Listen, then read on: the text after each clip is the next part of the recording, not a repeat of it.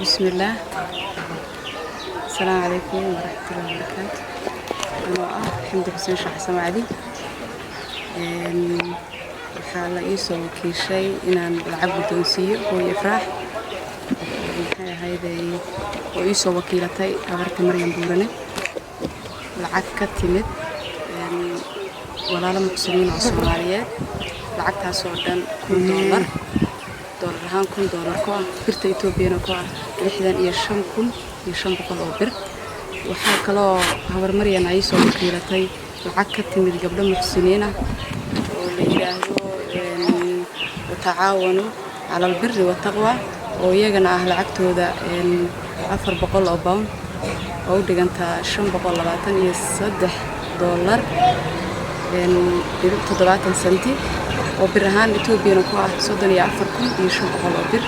أنا ربنا إنه كوريتشيني هو يفرح أنا وكيل كأ ولا هم مسلمين تاع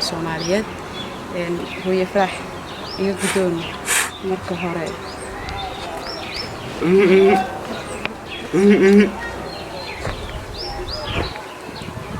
lacagtan waxa weeye 34,500 waxay ka timid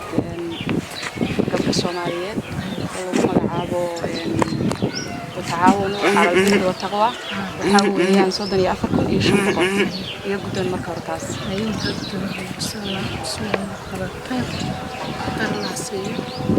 مسلمين تاسمالين خير الله سيم نكستجوبان ونكبتومي خير الله سيم نقول الله يعافي يعني كنا waxay ka timid walaalo Soomaaliyeed oo ku dhaqan dalka UK ama Ingiriiska waxa weeyaan iyadana lacag $1,000 ah oo bir Itoobiya ku ah 65,500 oo bir iyadana iga guddoon الله يا مسلمين نكستجوبان خير الله سيم